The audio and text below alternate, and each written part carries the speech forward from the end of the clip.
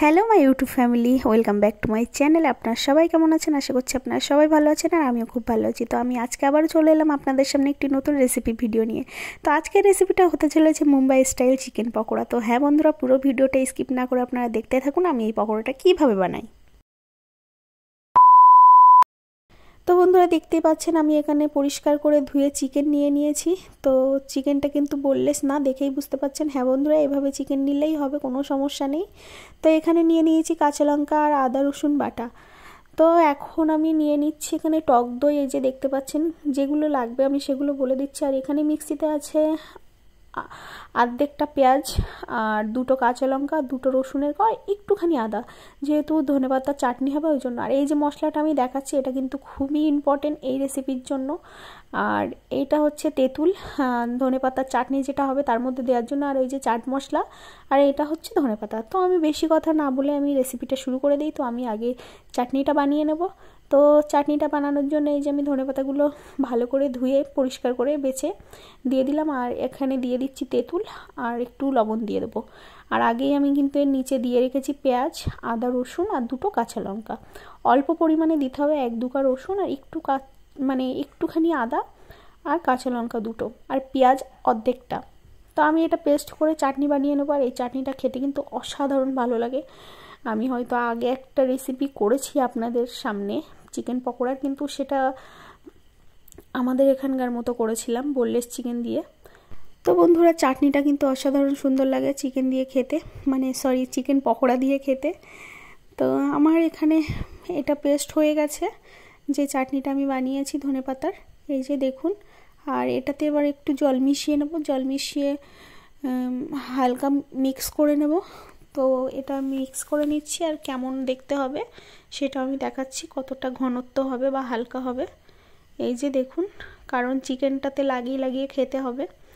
তো আমি এটা রেখে দেবো। আর এখানে যে নিয়েছিলাম আদা রসুন আর কাঁচা লঙ্কা, তার মধ্যে আমি চিকেনটা দিয়ে দিলাম। চিকেনটা ম্যারিনেট করে রাখতে হবে আধা ঘন্টা 40 মিনিটের মতো।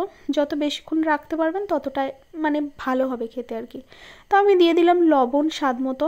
আর এই যে মশলাটা আমি দেখালাম ওটাতে কিন্তু লবণ টবণ সব কিছুই দেওয়া থাকে, তো কম করে দিতে হবে লবণ। তো দিয়ে দিচ্ছি টক দই, এই যে দিয়ে দিলাম টক দই। আর একটু দেবো মরিচ গুঁড়ো, যেহেতু এখানে আমি শুকনো লঙ্কা গুঁড়োর কোনো ব্যবহার করব না। এই মশলাটাই কিন্তু কালার চলে আসবে, কোনো হলুদ গুঁড়ো বা শুকনো লঙ্কার কোনো ব্যবহার হবে না, কারণ এই মশলাটাই সব কিছু। এই যে মশলাটা, এটা আপনারা দেখে নিয়েছেন, যে কোনো মুদিখানার দোকানে গেলে আপনারা পাবেন, এদিকেই পাওয়া যাবে। তো আমি এটা ভালো করে মেখে নেব। আর একটু আঠালো আঠালো হবে মাখাটা, দেখেই বুঝতে পারছেন এখানে কিন্তু আমি কোনো হলুদ গুঁড়ো বা লঙ্কা গুঁড়ো ব্যবহার করিনি। তো এই মশলাটাই কিন্তু কালারটা চলে এসছে। তো আমার আরেকটু মশলা লাগবে এই মশলাটা, তো আমি দিয়ে দিচ্ছি। আর এখানে কিন্তু কোনো কর্নফ্লাওয়ারও ব্যবহার হবে না, এই মশলাটাই বললাম, এই মশলাটা দিয়েই সব কিছু হবে। তো আমি খুব ভালো করে মেখে নিয়েছি। আর হালকা এর মধ্যে একটু চাট মশলা দিয়ে দেবো অল্প পরিমাণে। চাট মশলাটা দিয়ে দিলাম। আর এটা আমি আরেকটু মেখে নেবো। এটা কিন্তু মাখার কাছেই সব কিছু, ভালো করে যেন মশলাটা চিকেনের ভেতরে ঢোকে। আর চিকেনটা খুব বড় বড় করে কাটবেন না, মোটামুটি মিডিয়াম সাইজের থাকবে। তো এই যে দেখুন কেমন হবে মাখাটাও, দেখেই বুঝতে পারছেন একটু আঠালো আঠালো। মশলাটা দিলেই মাখতে মাখতে আপনারা বুঝতে পারবেন।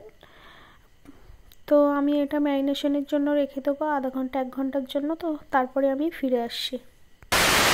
তো আমি ফিরে এলাম 40 মিনিট পর। আর কড়াইটা বসিয়ে দিয়েছি, তেল গরম হচ্ছে। তো এই যে আমি ঢাকনাটা সরিয়ে নিয়েছি। তো এই যে ম্যারিনেট করার পরে দেখুন কত সুন্দর হয়েছে। তো তেলটা গরম হয়ে গেছে। তো আমি এখন চিকেনগুলো ভাজার জন্য তেলে ছেড়ে দিচ্ছি, দেখুন। আর এটা কিন্তু অবশ্যই সাদা তেলে ভাজতে হবে, সর্ষের তেলে ভাজলে কিন্তু বিচ্ছিরি একটা গন্ধ বেরোবে। তো এটা সাদা তেলেই ভাজতে হবে। তো দেখুন কালারটা জাস্ট অসাধারণ।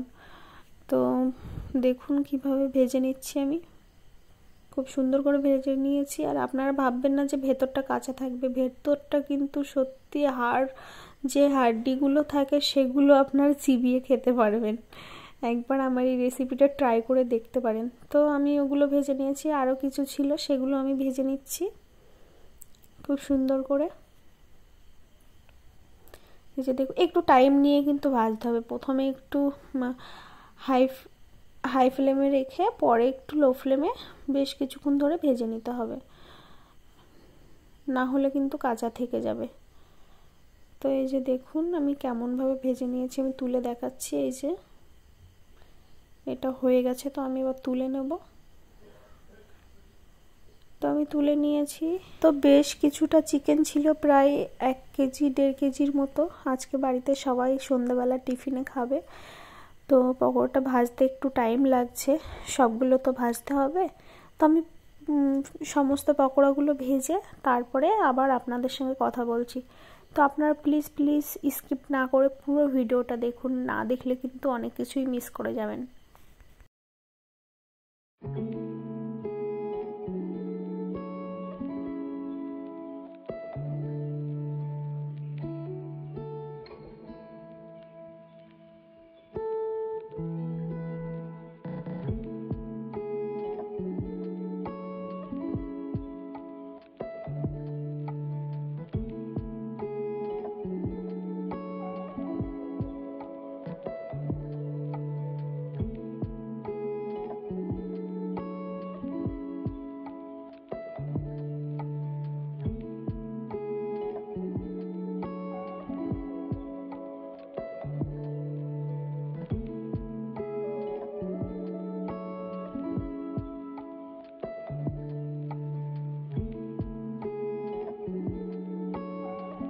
তো বন্ধুরা, আমার পকোড়া ভাজা কমপ্লিট, আর ওটা আমি তুলে নিয়েছি। তো আমি এটা একটু ধনেপাতার চাটনি দিয়ে আপনাদের সামনে পরিবেশন করে দেখাচ্ছি কেমন দেখতে হয়েছে।